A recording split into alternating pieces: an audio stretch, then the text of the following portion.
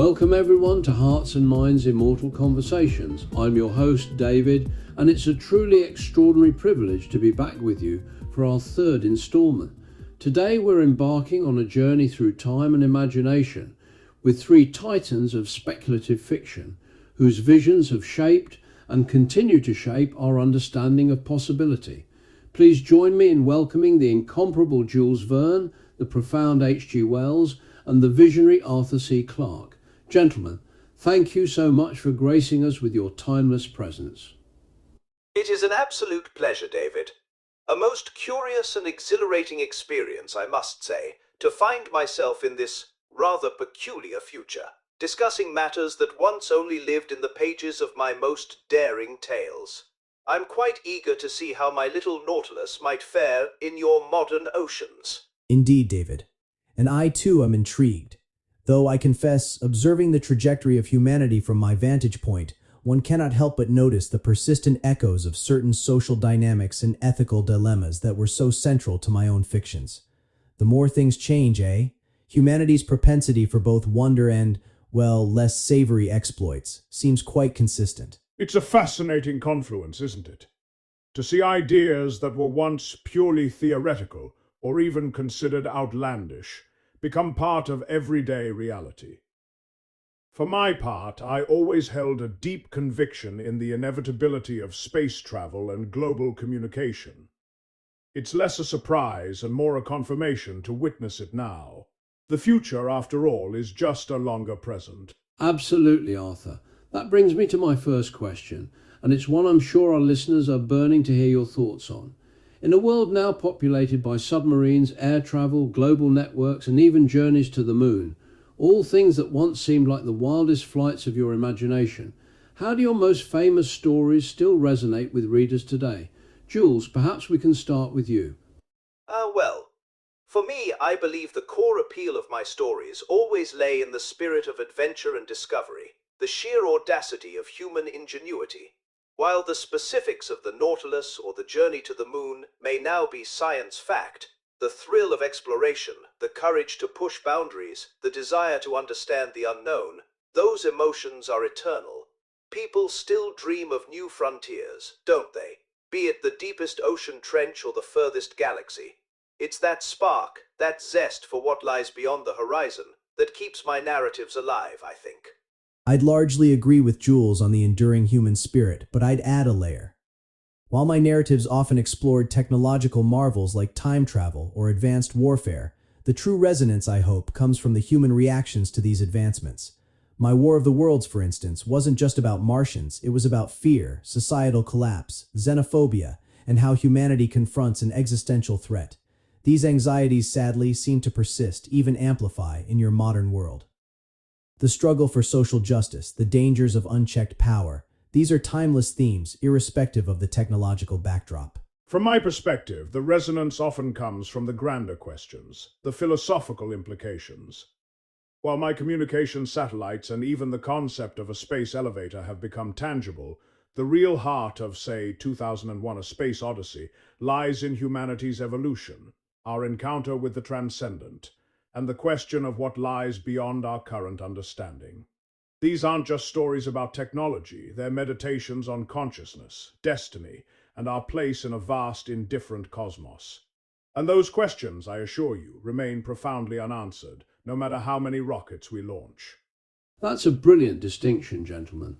The human element, the philosophical questions, the spirit of discovery, these are truly timeless. But it does lead us to a fascinating contemporary challenge. If so much of what was once science fiction is now science fact, what might science fiction authors today write about? Where do they find the next impossible frontier to explore when the impossible seems to be shrinking by the day? A very good point. It's true that many of the purely mechanical wonders I imagined have been surpassed. But I think the new frontiers are less about raw mechanics and more about the intricate workings of life itself, or perhaps the universe on scales we couldn't even dream of. What about nanobots rebuilding bodies from within, or manipulating gravity directly, or truly understanding consciousness? The inner space, rather than just outer space, seems ripe for exploration. The spirit of what if remains, just applied to different mysteries. I think Jules touches on something vital there. The shift is from can we build it to what does it mean when we do.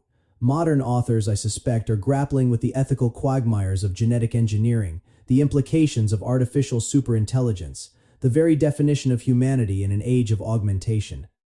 My Island of Dr. Moreau explored similar themes of man playing God, but now the tools are far more sophisticated, the consequences far more pervasive.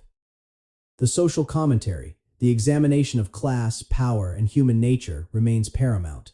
Perhaps even more so as technology gives us unprecedented control and thus unprecedented responsibility. Precisely, Herbert. For me, the impossible frontier has merely shifted. We've scratched the surface of space, but the universe is still largely unknown. What about interstellar travel or encountering truly alien intelligences? Not just little green men, but life forms that challenge our fundamental understanding of biology, physics, even reality itself.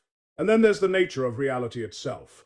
Quantum mechanics, simulated realities, the multiverse theory, these are concepts far more mind-bending than anything I conjured with rockets and satellites. The biggest questions are still out there, waiting to be explored, not just technologically, but philosophically. And perhaps the most profound frontier of all is the human mind itself, how it will adapt and evolve with these accelerating changes. You've all given us so much to ponder, from the microscopic to the cosmic, from ethical dilemmas to the very nature of existence. And speaking of groundbreaking advancements, we can't ignore the elephant in the room, or perhaps the algorithm in the machine. Artificial intelligence. It's transforming industries, and creative fields are no exception. I'd love to hear each of your views on the impact of AI in translating visionary ideas into compelling stories across multiple technology platforms and media types. The big question is, will AI liberate the most creative science fiction minds, or will it replace them? Arthur, given your prescient views on technology, perhaps you could lead us off. AI, a fascinating and frankly inevitable development. My initial inclination, as always, is to see it as an extension of human capability, a tool. Imagine the possibilities for world building, an AI that can generate hyper-realistic environments, intricate alien biologies, or even entire historical timelines with perfect consistency. A writer could prompt it with a concept, and the AI could flesh out the details, managing the immense complexity that often bogs down the creative process. It could handle the tedious research, the cross-referencing, allowing the author to focus purely on narrative and thematic depth.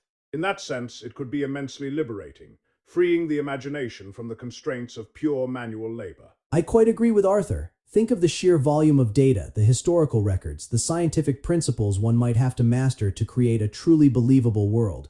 An AI could be an indefatigable research assistant, a co-navigator on the journey of discovery. It could suggest novel scientific principles for my fantastical machines, or generate maps of unimaginable lands. For an author like myself who reveled in the intricate details of my inventions, an AI could perfect those details, making the impossible seem utterly plausible. It's an extension of the pen, a grander form of imagination's scaffolding, enabling even bolder adventures. While I appreciate the optimism, gentlemen, I must inject a note of caution, as is my wont. A tool, yes, but a tool wielded by whom and with what intent, and what is the cost? If AI becomes too adept at crafting narratives, at generating compelling stories, does it not risk diminishing the very human element we spoke of earlier? The raw, messy, often uncomfortable insights that come from genuine human experience, suffering, and joy. Can an algorithm truly replicate that? My concern is not merely that it might replace the physical act of writing, but that it might replace the soul, the uniquely human voice, the moral questioning that gives stories their true power.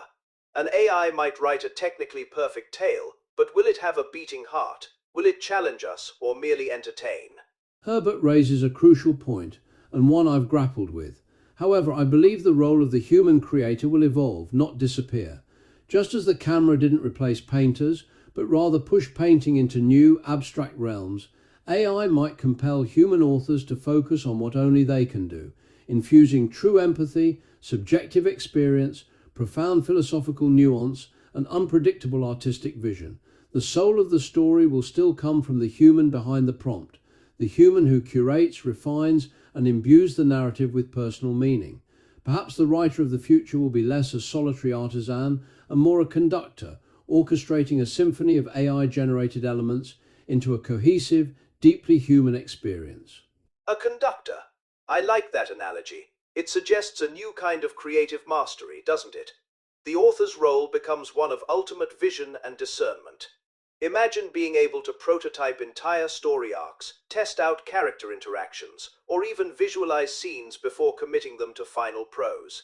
It could accelerate the creative process, allowing us to explore more ideas, more daring concepts, faster than ever before. It would be about amplifying the human imagination, not replacing it.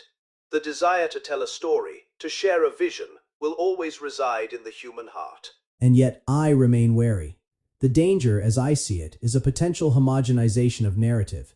If algorithms are trained on existing stories, do we risk an endless echo chamber of familiar tropes, perfectly rendered but lacking true innovation? The human mind, with its flaws and unpredictable brilliance, is capable of breaking patterns, of imagining true novelty, not just recombinations. My fear is that the compelling might become comforting to the point of stagnation, an endless stream of perfectly palatable yet ultimately sterile entertainment.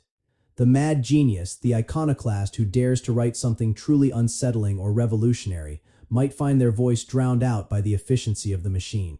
It's a valid concern, Herbert. But creativity, true creativity, often arises from constraints and challenges. If AI handles the expected, it forces the human mind to reach further, to find the truly unexpected. Perhaps the next great science fiction author won't just write a novel, but will design an entire interactive universe, co-created with an AI, where the reader or viewer becomes an active participant. The platforms will become richer, the immersion deeper, and the human touch, the unique philosophical slant, the emotional core, that will be the invaluable differentiator. AI could, paradoxically, make the human element even more precious, forcing us to define what makes our creativity unique and irreplaceable. That's a profoundly insightful point, Arthur. The evolution of creativity, not its obsolescence. Gentlemen, this has been an absolutely mesmerizing discussion. From the enduring relevance of your timeless narratives to the exhilarating and daunting possibilities of AI in storytelling, you've offered perspectives that resonate deeply with both wonder and wisdom. Jules, Herbert, Arthur, thank you beyond words for this truly immortal conversation. My sincere gratitude, David. It has been a most enlightening glimpse into your extraordinary present. The future, as always, remains an open book, and I find myself more curious than ever to see what adventures lie ahead for humanity. Thank you, David. It's been a sobering yet stimulating exchange. I only hope that humanity, armed with such powerful tools, remembers the lessons of history and chooses wisely. The narrative of our future is, ultimately, still our own to write. A genuine pleasure, David. The universe continues to unfold in ever more surprising ways, and the human capacity to imagine it and to shape it remains our most potent force.